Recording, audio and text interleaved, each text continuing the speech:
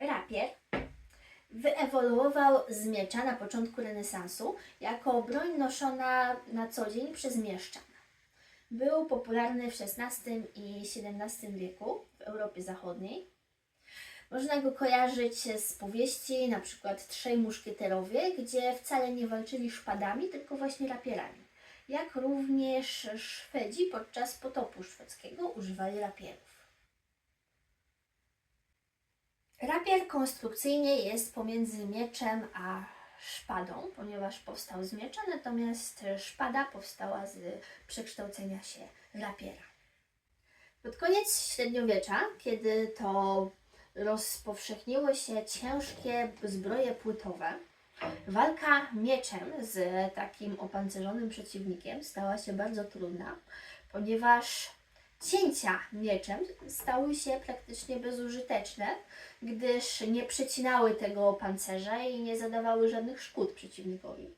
Dlatego jedynym sposobem, żeby wygrać, było stosowanie pchnięć, gdzie szukało się sztychem jakichś przerw, jakichś luk w pancerzu przeciwnika.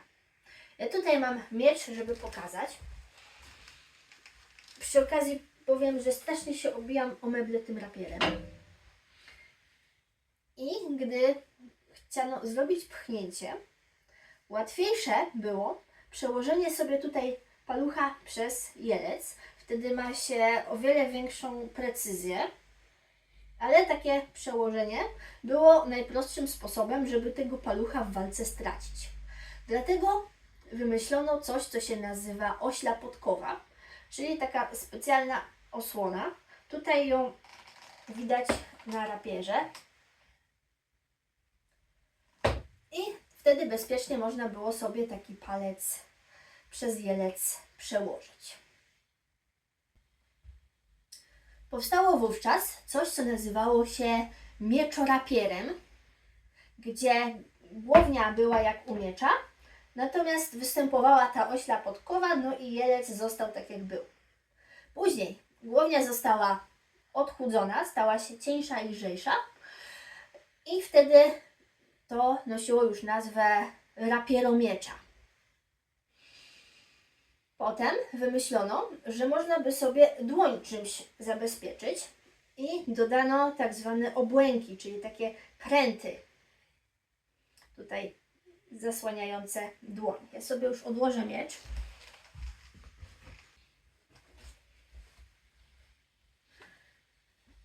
I powstała taka konstrukcja, która miała właśnie tą oślą podkowę i jeden, maksymalnie dwa obłęki. Nazywała się koszem prostym. Później te obłęki zaczęły się tutaj mnożyć i powstała cała taka chmara mniej lub bardziej ozdobnych, powyginanych prętów. Wtedy już nosiło to nazwę kosza obłękowego. No i konstruktorzy rapierów doszli do wniosku, że wprawdzie chronią one dłoń przed cięciami, ale zupełnie nie chroniły jej przed pchnięciami. I stwierdzono, że trzeba dodać tutaj jakąś metalową osłonę z przodu.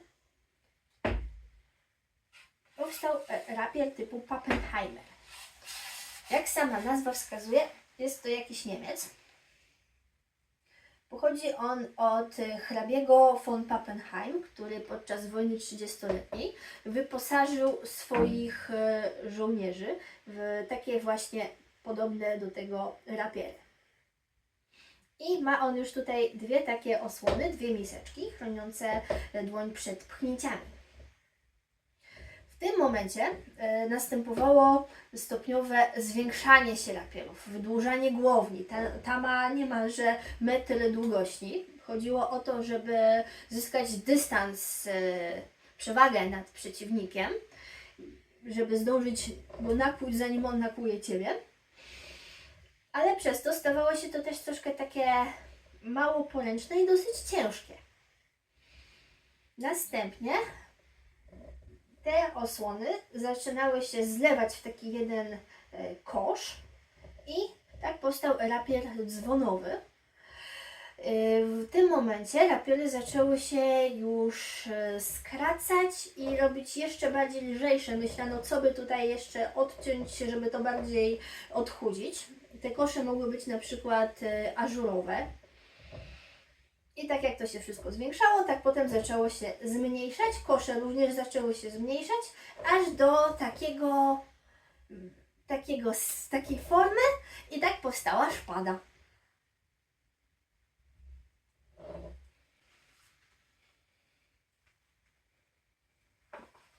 To jest lewak. Mniejszy sztylet, który był trzymany w lewej ręce podczas walki rapierem. Tu ma takie specjalne wyżłobienia, po to, żeby złapać takim wyżłobieniem miecz przeciwnika i mu ten miecz odpowiednio złamać albo po prostu wytrącić. Niektóre takie długie miały aż wąsy.